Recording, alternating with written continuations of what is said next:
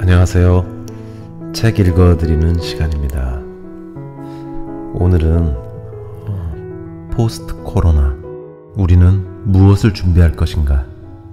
라는 책에 집중하고자 합니다. 한빛 비즈라는 곳에서 펴냈고요. 경제학, 부동산, 의학, 교육 등 한국의 다양한 전문가분들이 저자로 참여한 책입니다. 코로나는 우리의 모든 것을 송두리째 바꿔놨습니다. 생활은 물론 그동안 갖고 있던 가치관이나 생각까지 완전히 바꿔놨습니다. 특히 그러잖아도 가고 있던 오프라인에서 온라인으로의 어떤 변화 속도, 이런 것이 많이 과속화됐고요. 사회적 거리두기로 사람 포함 모든 것의 물리적 거리는 한없이 멀어진 것 같습니다. 그런데 이런 상황을 마냥 보고만 있을 인류도 아니고 또 우리도 아니라는 생각을 해봅니다. 이 책, 이 장에서는 사회적 거리두기가 코로나 이후 가져올 사회적 변화는 무엇이고 또 우리 사회에 필요한 일은 무엇인가 점검도 합니다. 그리고 팬데믹은 재앙이 되는가, 새로운 기회는 없는가, 그 가능성은 혹시 우리 자신에게 달려있지 않겠는가 등을 다루고 오늘의 이 사태에 담겨진 숨은 의미도 짚어보고 실마리를 찾아보기도 하는 시간을 가져볼까 합니다.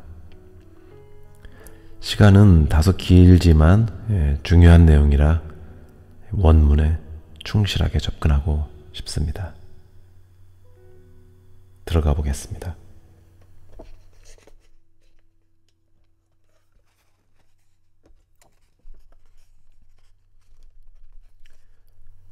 미래 사회를 예측하고 기획하기. 어둠의 눈과 지혜의 눈. 당신은 인류를 구할 수 있습니까? 혼자서는 이길 수 없습니다. 팬데믹이란 이름의 보드카드 게임이 2008년 처음 나왔다. 사스 이후 고안된 이 협동 게임에서 참가자들은 모두 질병통제팀의 요원이 되어 세계로 퍼지는 전염병에 맞선다. 모두 하나가 되어 움직여야만 바이러스에 승리하는 게임이다. 게임의 구성과 스토리에 사회 문제에 대한 관심이 녹아 있어서 마치 코로나19 사태를 예측한 듯하다. 2020년 2월 16일 워싱턴 포스트는 코로나19가 퍼지면서 바이러스 게임의 인기도 덩달아 퍼지고 있다고 보도했다. 미국인들이 아직 코로나 사태를 체감하지 못하던 때였다. 한국 언론에서도 코로나19 사태가 고비를 넘자 사회적 거리두기로 집 안에만 있던 가족들에게 팬데믹 게임을 추천했다. 재난 게임이 불편하다는 시선도 있다. 갑자기 유명해진 디자이너 매트 리콕은 게임이 현실이 될 줄 몰랐지만 소통과 협력으로 무관심과 두려움을 극복할 수 있다고 격려한다. 코로나19는 다른 나라의 불행을 업신여기는 곳을 향해 쏜살같이 퍼져갔다. 우리는 잘하고 있다. 는 잘난 척하는 말이 들리면 용케 알아듣고 쫓아갔다. 한국에서는 일본의 크루즈선 프린세스 다이아몬드호의 감염 사태를 흉보다가 대구에 신천지 사태가 터졌다. 유럽에서는 마스크를 쓴 아시아인을 비웃고 폭행하는 사건이 벌어진 후 바이러스가 확산되었다. 트럼프 행정부는 국제사회에서 중국을 따돌리려다가 초기 대응 시기를 놓쳤다. 국제공조보다 아메리카 퍼스트를 외치던 미국은 세계 1위 감염국이 되었다. 코로나는 소통과 협력은커녕 내 것 챙기기에 바쁜 인류 사회를 향해 무차별 시간차 습격을 감행했다. 우리는 이제까지 보지 못한 재난 영화를 함께 찍거나 함께 보았다. 거리의 사람들이 모두 마스크를 쓰고 학생들이 등교를 못하고 공연과 회합이 취소되고 같은 건물에 있으면서도 화상회의를 한다. 재택근무가 늘어나 교통체증도 사라졌다. 도시는 한산하지만 업무가 폭증한 의료진, 택배원들은 저마다의 현장에서 사투를 벌인다.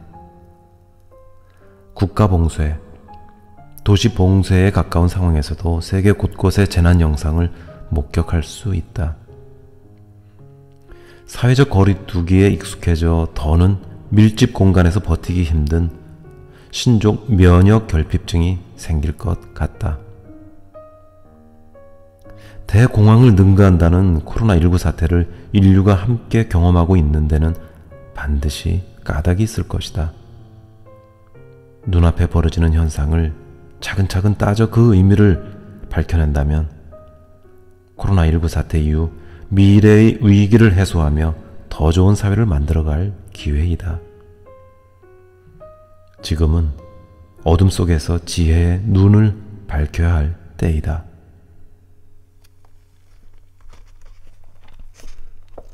딘 쿤츠의 소설 어둠의 눈은 중국 우한의 바이러스 창궐을 묘사한 덕분에 40년 만에 글로벌 시장의 베스트셀러로 떠올랐다. 언론에서는 이 소설의 미래를 예견했다고 부각시킨다. 바이러스에 우한 400이란 이름을 붙인 것은 섬뜩하리만큼 놀랍다. 그렇지만 작가가 오늘의 사태를 예측했다고 보이지 않는다. 만일 예언이었다면 책을 광고하기에 앞서 따져 물었어야 한다. 40년 동안 불행한 사태에 대비하여 아무런 행동을 취하지 않은 까닭이 무엇인지 코로나19의 세계적 충격 앞에서 묻지 않을 수 없다. 우리는 과연 미래를 아는 것의 중요성과 책임을 얼마나 깨닫고 있는가? 사람들은 보다 나은 내일의 희망을 걸면서 미래를 알고 싶어 한다. 이 책도 그 욕구를 겨냥하며 편집되었다. 하지만 우리는 미래를 알 수 없다. 미래는 경험하지 않은 시간이다. 따라서 과거의 경험과 현재의 변화 방향을 연구하고 자연의 이치를 통찰하면서 미래를 상상하고 기획한다. 그렇다면 미래는 어떻게 새로울 수 있을까?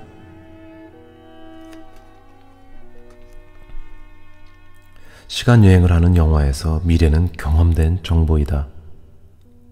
2011년 개봉된 브라질 영화 미래에서 온 남자는 1991년을 살아가는 친구들에게 구글 주식을 사되 2001년 9.11 테러 전에 팔라고 귀뜸을 준다. 우리는 미래의 테러를 원치 않지만 이 영화는 정작 9.11 테러를 막아내는 일에 무관심하다. 애초에 코미디 판타지 장르가 사회 문제를 소화하며 재미를 살리기 쉽지 않다.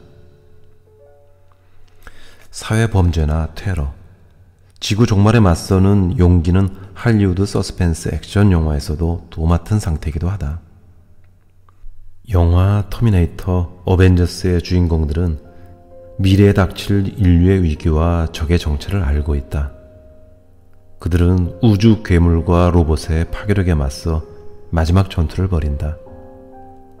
물론 마지막은 없다.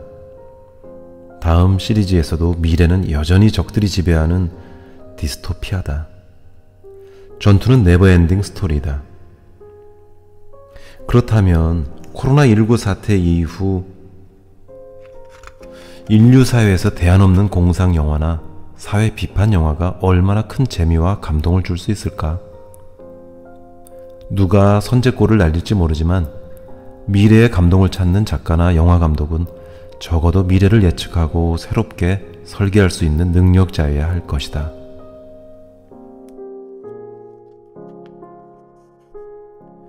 사람을 바르게 대하는 좋은 바이러스. 우리는 저마다의 분야에서 미래의 새로운 변화를 위해 현재 위기를 연구하고 위기 극복을 위해 백신을 개발할 의무가 있다.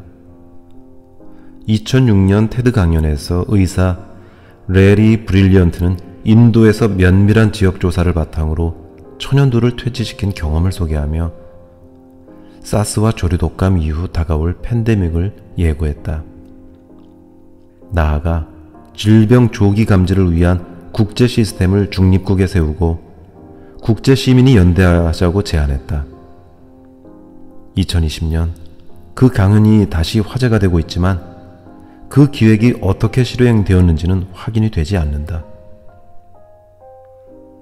글로벌 사회의 복합적인 위기에 대응하기 위해서는 시민, 전문가, 행정가 모두의 리더십이 합쳐져 기획력과 실행력을 가져야 한다. 시민과 전문가는 생활 속 특정 분야에서 문제를 진단하고 그 해결책을 연구 개발한다. 그 위에 기획자는 자본, 협력자, 연구자를 모두 끌어당겨 새로운 사업의 필요성과 공공적 의의를 검토하고 사회사업을 일으킨다. 기획자는 서로 다른 분야 간의 협업을 이끌고 그 융합 에너지로 국경을 넘어 인류 사회의 진보를 촉진한다. 글로벌 시대의 지도자는 인류로부터 존경받을 수 있어야 자국민의 안전을 도모할 수 있다.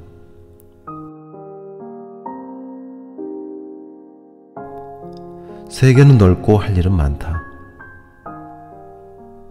중국발 미세먼지가 한국의 대기를 오염시키고 한국의 김 양식장에서 사용한 소독제 플라스틱 용기가 일본 해안가의 쓰레기로 쌓이고 후쿠시마 원전 오염물질이 태평양 기류를 따라 미국 동부 연안으로 흘러간다.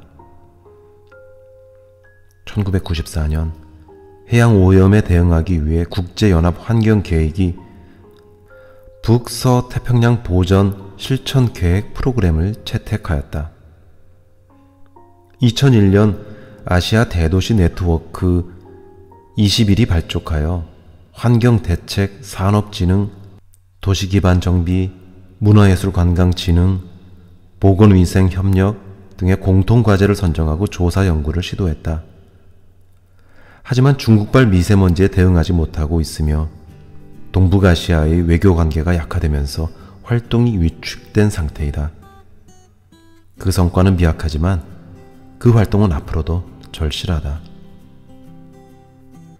미래를 예측하는 일과 미래를 설계하고 기획하는 일은 성격이 다르다. 이를테면 4.15 국회의원 선거를 앞두고 정치 전문가들은 투표자의 성향, 각 당의 득표율, 정권의 통치 능력 등을 가늠했다.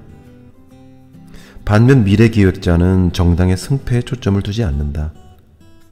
코로나 전국에서 정치가와 국민이 무엇을 하고 무엇을 하지 말아야 할지를 논제로 삼고서 미래에 필요한 정책을 스스로 찾게 한다.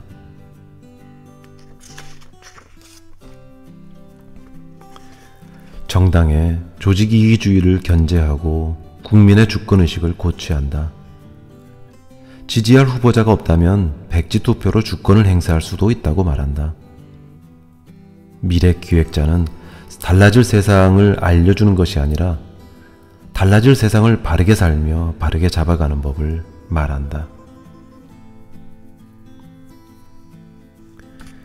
코로나19 사태 이후 미래를 기획하는 많은 사업이 일어날 것이다. 그중 몇 건은 누군가의 표밭 관리나 한탕주의를 위한 사업일지 모른다. 과거 우리는 허풍쟁이 사기꾼이 미래 지도자로 행사하는 모습을 많이 보았다. 그러나 세상은 변했다. 모든 것이 투명하고 바르게 돌아가는 자연의 이치 안에 우리가 살고 있다. 연구와 통찰 없이 사리사욕으로 사업을 시작한다면 아무것도 이룰 수 없다. 시간이 걸리더라도 반드시 스스로 책임질 사건이 일어난다. 소통 없는 권력 행사는 갑질로 걸러진다. 컴퓨터와 스마트폰의 모든 기록이 저장된다. 낱말은 새가 듣고 반말은 쥐가 듣는 시대를 지나 인공지능이 부정과 비리를 뽑아내는 눈과 귀로 활약된다. 미래사회의 기획에 필요한 협업과 융합은 자신과 타인을 바르게 대하는 실력에서 나온다. 미래의 능력자는 자신의 모순을 닦는 자기 성찰과 수련에서 출발하여 사회를 이롭게 할 실력을 겸비한다. 자신의 환경에서 스스로 모순을 깨우치고 어려움을 해결했던 경험은 사회에 좋은 바이러스를 확산시킨다. 내가 겸손하게 다른 사람을 존중할 때 그가 나의 부족함을 채워준다. 서로 다른 재주와 기술을 지닌 사람들이 서로를 존중하면서 일으킨 융합 에너지가 무엇을 만들지 아무도 모른다. 메르스 사태 당시 확산 대응에 실패하여 곤혹을 치렀던 대한민국 의료업계와 질병관리본부는 코로나19 사태의 대응에서 세계적 모범 사례를 만들었다. 메르스의 경험을 살린 연구 개발과 헌신적 책임감의 결과이다. 그들은 신속하게 진단키트를 개발하고 드라이브 스루 선별 진료와 격리 치료의 시스템을 고안해서 세계로 내보냈다. 월스트리트 저널은 정은경 중앙방역대책본부장의 리더십과 협업에 주목하며 조용하지만 능력 있는 2인자들이 있어 감사하다는 정 본부장 발언을 인터뷰 기사 제목으로 뽑았다. 정 본부장을 빛낸 것은 시민들의 힘이기도 하다. 네티즌들은 매일 브리핑할 때마다 초췌해지는 그 모습을 트위터와 페이스북에 담고서 힘내라, 고맙다 하는 응원 메시지를 보냈다. SNS, 게임, 영화, 유튜브의 동영상은 좋은 바이러스를 퍼나른다. 좋은 바이러스는 공포와 혐오감을 불러일으키는 사재기나 가짜뉴스에 대항할 유일한 백신이다. 글로벌 미래는 디지털 매체를 활용하여 다양하게 연결된 사람들이 만들어간다. 소소한 일상에서부터 탄탄한 기획, 작품까지 갖가지 문화 콘텐츠를 생산함으로써 좋은 바이러스를 세상에 전파한다.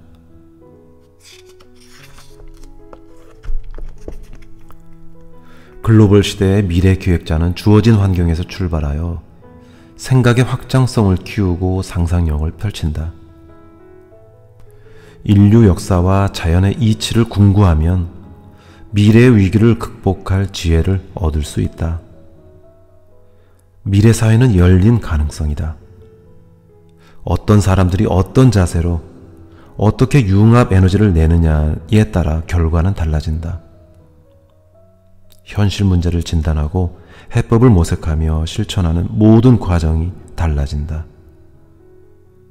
그 사회 구성원의 노력과 실력만큼 미래를 변화시킬 수 있다.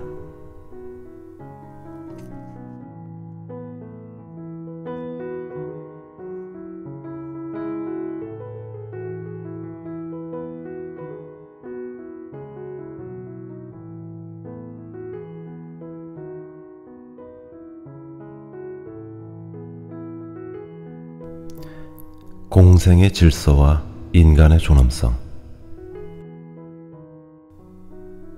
팬데믹 위기 아직 오지 않았다. 21세기가 시작되며 바이러스가 유난히 극성이었다. 우리나라에서도 2003년부터 사스, 신종 인플루엔자, 메르스가 5, 6년 주기로 엄습했다. 에볼라, 조류독감, 돼지 열병까지 합치면 신종 바이러스가 거의 해마다 출몰한 셈이다. 그럼에도 일반 사람들에게 바이러스 전염병은 통제 가능하고 자신과는 무관한 일이었다. 문제의 심각성은 지금부터이다. 바이러스는 빠르게 진화하고 빠르게 전염된다. 엄청난 노력과 투자로 코로나 백신을 개발해도 신종 바이러스가 출현하면 무용지물이다. 불행 중 다행으로 코로나19는 치사율이 낮다. 그런 점에서 팬데믹 6단계의 정점은 아직 도래하지 않았다. 세계적 유행병의 초기 단계 4단계만 발생해도 우리가 알던 세상이 정지되고 비행기도 뜰 수 없을 것이라는 브릴리언트의 경고가 실제 펼쳐지는 광경을 목격했을 뿐이다. 2006년 당시 브릴리언트는 팬데믹의 최고 단계, 즉 6단계가 오면 10억 명이 감염되고 1억 6,500만 명이 사망하고 막대한 경제 손실이 발생할 것이라고 예측했다. 핵전쟁이 따로 없다. 백인의 정복 전쟁에서 총보다 균이 원주민을 멸종시킬 만큼 위협적이었다는 인류학자 제레드 다이아몬드의 논증이 더 현실감 있게 다가온다. 과연 인류는 5, 6년 후에 더 강하게 진화된 바이러스의 습격을 백신 개발과 글로벌 방역 시스템으로 막아낼 수 있을까? 역사와 생물학의 관계를 성찰해온 유발 하라리는 우리는 기아, 역병, 전쟁을 통제하는 데 그럭저럭 성공했다고 말한다. 옛날 사람들은 인류의 난제를 신의 기획, 자연의 폭력, 인간 본성의 일부로 믿었지만 이제 우리는 통제하고 관리할 수 있는 문제쯤으로 여긴다는 이야기다. 실제 인류는 혼란 속에서 지식과 기술을 발전시키며 새롭게 질서를 형성했다. 그렇다면 문명사회는 자연과 대립하고 자연을 정복해온 것일까? 아니면 문명사도 우주 자연의 품에서 진화하는 것일까? 바이러스가 인간에 미치는 영향을 생각해보자.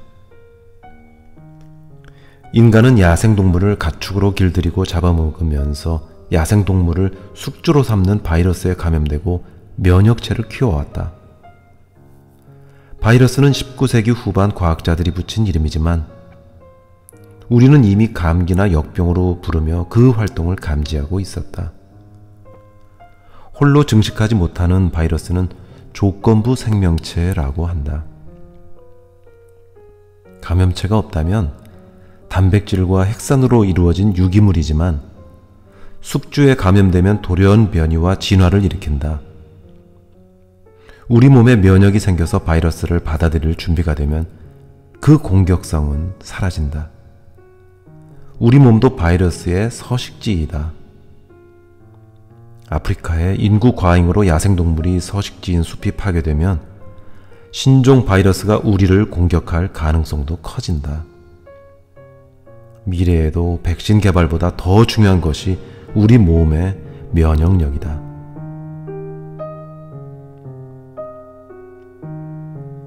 생태계의 질서와 인구 문제. 그렇다면 역설적으로 바이러스는 미래 사회에서 공생의 방법을 찾으라는 자연의 메시지가 아닐까? 인간과 자연, 생물과 무생물이 공존 공생하는 환경이 대자연이라면 21세기 신종 바이러스는 대자연의 혼돈 속에서 끊임없이 진화하고 출몰하는 중이다. 인간 사회가 생태계를 교란시켜 바이러스를 막아낼 도리는 없다. 전염병 팬데믹은 생태계의 복합적 요인들이 만나서 일어나는 자연 현상이다. 우리가 우주 자연의 질서 원리를 잘 이해하고 생태계의 조화 속에서 살아갈 때 바이러스와의 전쟁도 멈춘다. 전쟁도 평화도 자연의 조건을 찾아가기 위한 활동이다. 자연현상에 선악은 없다. 질량 불변의 법칙이 있을 뿐이다. 질량이 큰 별이 질량이 작은 별을 흡수하고 융합하여 더 크고 밝게 빛난다. 모든 생명체는 죽어서도 자연의 순환 질서 안에서 존재한다. 유기물인가, 무기물인가의 차이일 뿐이다. 사람의 육신도 우주 물질인 동위 원소로 이루어져 있다. 육신은 죽어서 자연으로 돌아가고 우리가 우주인이다. 인류사회 사건도 자연현상처럼 돌연변이와 진화를 일으키는 복합현상이다. 14세기 유럽에 번진 패스트는 당시 인구 30% 이상을 희생시켰다. 유대인, 한센병자, 유랑자에 대한 마녀 사냥도 일어났다. 하지만 로날트 뒤 게르슈테와 같은 역사학자들은 더 큰 반전의 계기를 일궈낸다. 대재앙에 무력했던 가톨릭 교회의 권위가 떨어지고 르네상스와 종교개혁이 확산되기 시작했다. 지금을 즐기자는 세속과 풍조가 생기는가 하면 고행으로 속죄하려는 수도자들도 늘어났다. 또한 일손 부족 상태에서 임금이 상승하고 기술 발전이 촉진되었다. 근대화가 시작된 것이다. 바이러스가 인간과 더불어 역사를 바꾸었다. 전염병이 인구 과잉 문제를 해소하여 역사 발전의 새로운 조건을 만들었다는 인식은 인간 생명의 존엄성을 생각할 때 냉혹하기 그지없다. 윤리적 거부감으로 그러한 역사인식을 거부하는 사람들도 있다. 생화학 무기를 개발하려는 세력이 인종 청소를 기획하면서 생태계의 질서 유지로 정당화할 수도 있기 때문이다. 그러나 우리가 만물의 영장이라면 죽음을 슬퍼하거나 공포를 상상하기에 앞서 바이러스를 능가하는 인간의 존엄성이 무엇인지 밝힐 수 있어야 한다. 우리는 저출산 초고령화 사회의 인구 문제에 직면하고 있다. 그러나 아프리카에서는 구조적 빈곤 속에서도 높은 출산율로 인구가 증가한다. 이러한 인구 불균형과 인구 과잉은 사회 문제만이 아니라 생태계의 질서에 관한 문제이기도 하다. 인공지능과 로봇은 일손 부족을 해소해 주지만 인류 사회의 모순을 해결해 주지 않는다. 인간이 우주 자연계에서 무엇으로 존엄한 존재인지를 밝혀주지 않는다. 코로나19 사태는 우리에게 생태계의 공생 질서를 이루고 인간의 존엄성을 찾아내라는 자연의 메시지이다. 코로나19 사태는 면역력이 약한 노인층의 피해를 키웠다. 중대 재난 지역으로 선포된 뉴욕에서는 냉동 컨테이너에 시신을 보관하고 운반했다. 이탈리아에서는 병상과 산소호흡기가 부족하여 60대 이상 환자를 바닥에 방치했다. 스페인의 요양원과 양로원에서는 집단 감염이 일어나자 겁에 질린 요양사들이 탈출하여 노인들이 버려진 채 발견되었다. 모두가 합심하고 협력해야 하지만 의료체계가 무너지고 공포심이 고조된 상황에서 고려장이 벌어진다.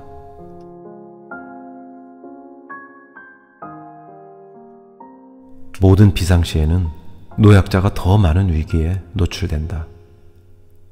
그런 만큼 사회적 약자를 위해 사회안전망과 의료체계를 강화해야 한다는 목소리가 드높다. 그러나 로봇이 수술하고 인공지능이 처방전을 내리게 될 미래에 국민 세금으로 병원을 증설하는 것이 최선의 답일까? 요양원과 요양병원에서 무료하고 무기력한 삶을 연명하다가 집단 감염으로 생을 마감한 노인들을 지켜보면서 우리는 과연 어떤 생각을 해야 할까? 베이비 부모는 제2차 세계대전 후 전후 부흥과 고도 성장을 이끌며 후손을 위해 삶의 열정을 바쳤을 20세기의 대부들이다. 베이비 부모들이 과연 코로나 때문에 억울하게 생을 마감했을까? 일본의 유명한 희극 배우 시무라 켄이 죽자 자숙 분위기에 젖었던 일본 국민들이 정부의 무대책을 꾸짖기 시작했다. 시무라의 죽음은 일본 사회의 전염병 문제의 심각성을 일깨웠다. 그 육신은 코로나19와 함께 자연으로 돌아갔지만 그 이름은 사람들의 기억 속에 더 큰 고마움으로 각인되었다. 만일 우리가 모든 희생된 분들에게 감사한 일을 만들 수 있다면 그 분들이 풀지 못한 숙제를 풀 수 있다면 그 죽음은 존엄하게 기억되지 않겠는가?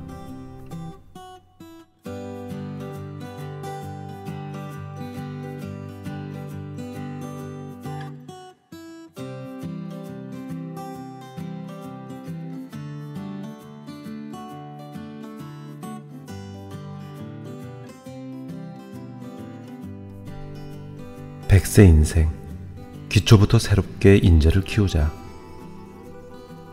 100세 인생을 행복하게 살아라. 희생분들이 남긴 숙제다. 오늘날 선진국에서는 굶주림보다 비만, 전염병보다 우울증, 전쟁보다 경쟁과 불통이 일상의 난제로 떠올랐다. 삶도 죽음도 행복한 사람들이 얼마나 될까? 현대인의 사망률 1위가 암이다. 매년 80여만 명이 우울증으로 자살한다. 많은 사람들이 고혈압이나 당뇨병과 같은 만성 질병에 시달리거나 경제 문제와 인간관계의 스트레스에 우울해한다. 가족, 친지의 단절 속에서 고독한 죽음을 맞기도 한다. 우리는 코로나19 사태에서 치사율을 낮추는 데 성공했다고 자랑할 자격이 없다. 코로나19 희생자보다 자살자가 더 많다. 대한민국은 OECD 국가 중 자살률 1위로 꼽힌다. 2018년 우리나라에서 총 13,670명, 하루 평균 37.5명이 스스로 목숨을 끊었다. 청년층과 노년층의 자살률이 두드러지게 높다. 왜 이러한 통계가 나오는가? 자살 중독과 우울증은 사회에 암울하게 퍼지는 바이러스이다. 사회면 뉴스도 분노와 좌절 지수를 높이는 바이러스다. 영유아기, 꼬맹이들은 보호의 손길로부터 버려지거나 폭행을 당한다. 디지털 시대의 청소년들은 아날로그 시대의 입시 경쟁, 취업 경쟁의 프레임에 갇혀서 스트레스를 쌓아가며 헬 조선을 외친다. 뒤틀린 현실에서 아이들은 주변의 약자를 괴롭히면서 악마를 흉내내기 시작한다. 이 아이들을 바르게 이끄는 손길은 어디에 있나? 어른들은 자기 가정, 자기 조직의 밥그릇 챙기기에 바쁘다. 어르신들은 뼈 빠지게 노력했지만 보상도 존경도 받지 못한다. 아이들에게 어른들은 라떼, 즉 나 때는 마리아를 빗댄 말의 아이콘 꼰대일 뿐이다. 지갑은 열고 입은 닫아라는 격언은 있어도 사회 어른으로 할 일을 하라는 충언은 없다. 복지수급자가 되려는 사람은 많아도 복지수급자에서 벗어나는 방안을 연구하는 사람은 적다. 밝은 미래를 기약하려면 먼저 아이들에게 바르게 살아가는 길을 터주고 어르신들에게 삶의 보람을 찾아드려야 한다. 자살률 낮추기, 100세 인생 재설계를 위한 프로젝트를 당장 시작해야 한다. 마침 코로나19 사태가 일상을 정지시켰다. 재택근무와 온라인 교육이 가능할 만큼 IT 인프라도 이미 구축되었다. IT 강국에서 새로운 사회 운용 시스템을 조성한다면 우리의 일상은 새롭게 시작될 터이다. 바이러스와 싸웠던 에너지를 이제 우리 삶의 기초부터 바로잡는 일에 쏟을 때이다. 코로나19 사태로 인한 휴교 조치와 온라인 수업 실시는 교육개혁의 시발점이 될 것이다. 교육이 국가의 100년 대계라고 했듯이 인생 100세의 큰 기획도 새로운 교육에서 출발한다. 코로나19 사태와 교육혁신이란 유튜브의 인성교육 동영상을 참조하면서 미래의 교육을 구상해보자. 교육부는 온라인 교육 전문 강사를 양성하고 교육 콘텐츠 연구를 지원하여야 한다. 학생들이 재미를 느끼는 수업을 공유하도록 개방함으로써 더 유익하고 흥미로운 콘텐츠가 개발 보급되는 조건을 만들어야 한다. 온라인 교육으로 지식을 함양한다면 학교에서는 동아리 활동과 신체 수련, 주제 토론회와 체험놀이 교육을 펼친다. 아이들은 나는 누구인가를 찾고 나는 무엇을 해야 하는가를 깨우칠 수 있어야 한다.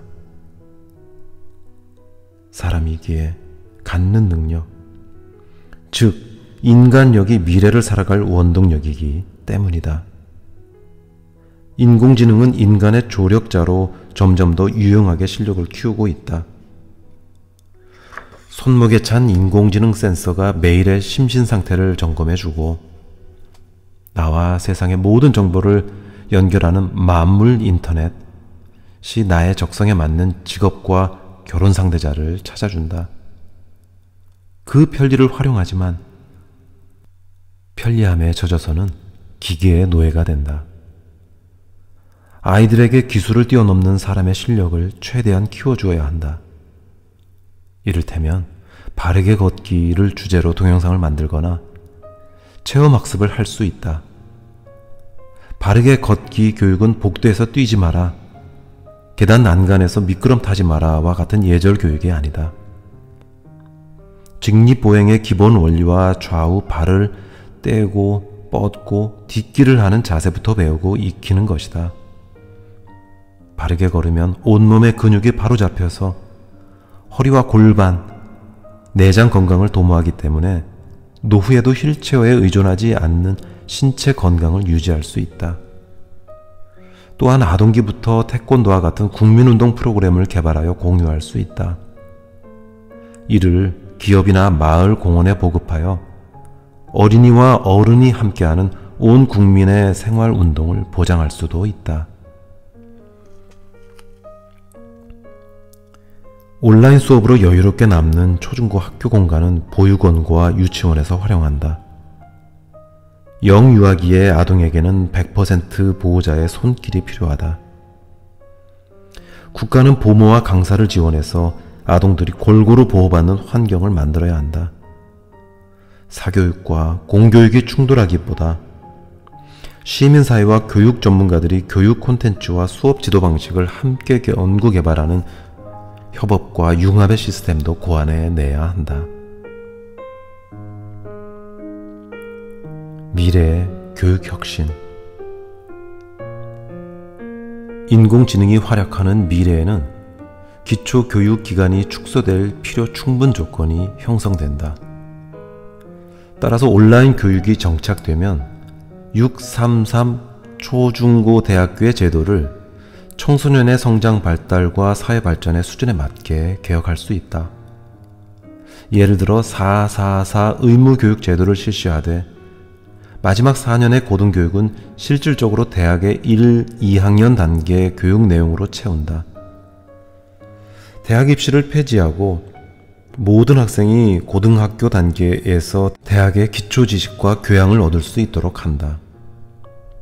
신진대사 왕성한 고교생이 입시 공부에서 벗어나 자유와 자유를 배우며 스스로 적성을 찾아갈 수 있도록 배려하는 것이다. 미래에는 누구나 연구원이 될 수 있다. 고교 과정에서 기초 대학 교육을 마치면 학생의 희망에 따라 사회 진출과 대학 진학이 가능하다. 현재 대학은 전문 연구자를 양성하는 대학원, 대학과 연구소로 가능하게 된다. 기업이나 관광업 등 특정 분야의 현장에서도 끊임없는 연구와 혁신을 추진하기 때문에 굳이 대학이 교육을 독점하지 않는다. 산업, 학교, 지역사회가 결합하는 연구 플랫폼을 곳곳에 세워서 다양한 분야의 연구활동을 매개하고 지역의 균등 발전도 이룰 수 있다. 새로운 교육제도가 수립되면 입시 위주의 주입식 교육, 취업 위주의 대학 교육은 저절로 사라진다. 우리나라는 이미 대학 입시 경쟁이 불필요한 상태이다. 2020년부터 고3 학생 수 약 47만여 명은 대입 정원 50만 명보다 적다. 현재의 유망 직업이 사라지는 만큼 미래의 학생들에게 필요한 것은 상위 30% 안에 들어가기 위한 입시 경쟁이 아니다. 자신의 소질을 찾아서 재주와 능력을 키운 아이들이 사회 인재로 성장하도록 학교 교육 제도와 교육 내용을 바꾸어야 한다. 청소년들이 인간관계나 가불관계를 관찰하고 풀어갈 해법을 토론하는 프로그램이 다양하게 개발되어야 한다. 지식사회에서는 다양성의 존중과 소통의 중요성을 강조한다. 하지만 실제 현실 사회에서는 정치권에서 가정에 이르기까지 그 성공 사례를 찾기 어렵다. 오히려 인간관계의 이해다툼으로 고발 고소가 폭증하고 있다. 사춘기 아이들은 그 사회 모순을 그대로 흡수하면서 스스로도 가족과 친구 관계에서 갈등을 느끼기 시작한다. 아이들이 부모의 고집과 기대에 반발하고 친구의 따돌리기를 경험하지만 무엇이 원인이고 해법인지를 바르게 분별하기 어렵다. 우리는 손님은 왕이라는 권리의식을 배우며 자란 어른들이 진상 손님으로 행세하는 모습을 보았다. 오늘을 사는 어른들에게는 사회적 약자나 피해자에 대한 인권 감성이 더 많이 필요하다. 하지만 내일을 살아갈 아이들에게는 사회적 약자나 피해자가 되지 않는 법, 사람에게 속지 않는 법을 가르쳐야 한다. 이를테면 사기꾼을 욕하기보다 사기꾼에게 당한 사람의 문제가 무엇인지를 알아야 한다. 신천지 교회를 마녀 사냥하기 전에 신천지 교회에 이끌려간 대학생들에게 부족했던 교육이 무엇인지를 연구해야 한다. 피해의식과 인권의식에 대한 분별이 쌓일 때 아이들 스스로가 사회적 약자나 피해자가 아닌 사회에 필요한 인재로 성장할 수 있을 것이다. 미래는 만물 인터넷과 드론, 지면 위를 나는 자동차를 활용하며 세계가 일일 생활권으로 연결되는 초연결 사회다. 젊은이들은 국제사회를 무대로 저마다의 재능을 펼칠 수 있다. 청소년들이 남의 눈을 의식하며 경쟁하는 틀에서 벗어나 넓은 세계에서 활약하는 자신을 찾아가도록 도와야 한다.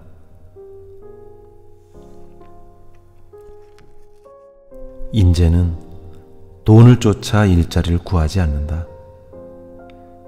세계에 필요한 무엇인가를 생산한다면 세계를 공유하고 세계인이 거래하는 시장을 운영할 수도 있다. 세상에 유익한 행위를 할 때 돈은 저절로 들어온다.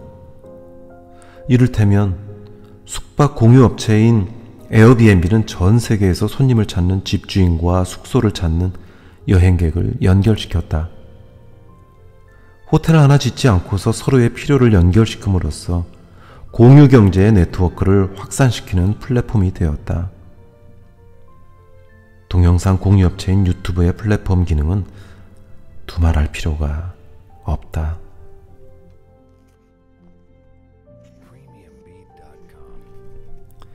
자신이 세상에 필요한 존재인지 세상이 무엇을 필요로 하는지를 아는 것이 중요하다. 아이들이 사회에 필요한 일을 하면서 인류 사회의 지도자로 성장하고 싶다는 의지와 포부를 품을 수 있다면 교육의 반은 성공한 셈이다. 글로벌 사회의 인재가 되려면 언어 능력과 정보를 다루는 실력도 중요하지만 상대의 어려움을 간파하고 풀 수 있어야 한다. 이번 코로나19 사태는 선진국의 어려움도 보여주었다. 선진국의 복지체계와 경제 시스템이 무너지고 있다면 우리는 무엇을 해야 하는가? 우리의 미래는 글로벌 사회의 미래와 연결되어 있다. 상대가 필요로 하는 것을 찾아내고 그 속에서 우리가 잘할 수 있는 일을 찾아야 한다.